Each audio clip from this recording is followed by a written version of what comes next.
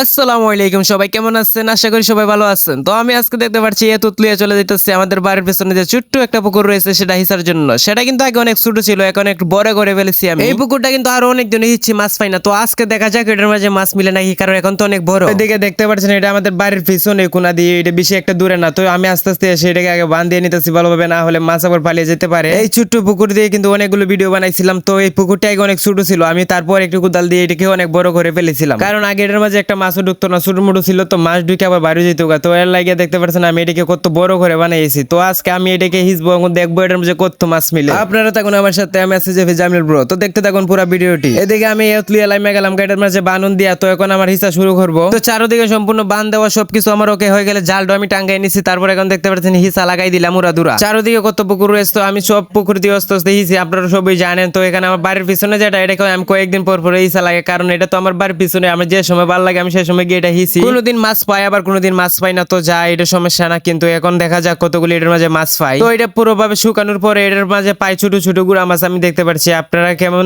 দেখতে পাচ্ছেন এখান থেকে বলা যায় না, কিন্তু এটার মাঝে অনেক গুড়া মাছ রয়েছে দেখতে পাচ্ছেন। আমি উড়া দুরা ধরতেছি। তো এখানে ভিডিওটা আমি অনেক স্কিপ করে দিলাম, কারণ পুরো ভিডিওটা দিলে অনেক বড় হয়ে যাবে। তার জন্য আমি পাই মাছগুলো ধরে নিলাম। এখন আমার জালটি নিয়ে দেখা যাক জালটির মধ্যে মাছ আছে কিনা। আর এদিকে আমার যে ডালটি একবার সব ডালটি দিয়ে দিতেছে একবার, কয়দিন পর তো এটা আমার আবার হিসা লাগবে। তো বান ছাইরে আমি সুন্দরভাবে ক্লিয়ার করে দিচ্ছি, আবার মাছ ঢুকবো এটার ভিতরে। যে জালটি রয়েছে জালটির মাঝে অনেক মাছ ঢুকছে, কারণ এটাকে আমি ইসার সময় সব মাছ কিন্তু এটা ছোট, তো বাইরে হয়ে গেছে জালের ভিতরে। তো এখন জালের ভিতরে দেখবো আমি কতগুলো মাছ পাই। তো এই মুহূর্তে আমার বাড়ির পিছন দিয়ে এটা নিয়ে আসলাম। আসার পর এখানে ডালার পর এটার মাঝে আমি দেখতে পাচ্ছি অনেক উড়া ধুরা ছোট মাছ। এটার মধ্যে আমি অনেক দিন পর আজকে মাছ পাইলাম, কারণ এটা আর কতদিন হিচ্ছি তারপরে একটা দিন আপনাদেরকে মাছ দেখাইতে পারি নাই, কারণ এটা তো অনেক ছোট ছিল আগে, অনেক বড় এখন অনেক বড় করেছি, এর জন্য এখন মাছ পাইছি। তো ভাই চেষ্টা করবো এটাকে আরো অনেক বড় করার, আমার কারণ যত বড় করবো ততই মাছ উঠবে। আগে একটা মাছও পাইতাম না, আর এখন দেখা যাচ্ছে কত মাছ এটার মধ্যে। এটার মধ্যে একটু কম পাইছিলাম, কিন্তু জালের মধ্যে আরো অনেক বেশি মাছ পাইছি। দেখতে পাচ্ছেন আপনারা কতগুলো মাছ আমি এটার মধ্যে কিভাবে তুলতেছি। প্রায় অনেকগুলো মাছই আমি পেয়ে গেলাম এটা থেকে। তো যেগুলো মাছ পাইছি মোটামুটি যাই হোক হয়েছে। তো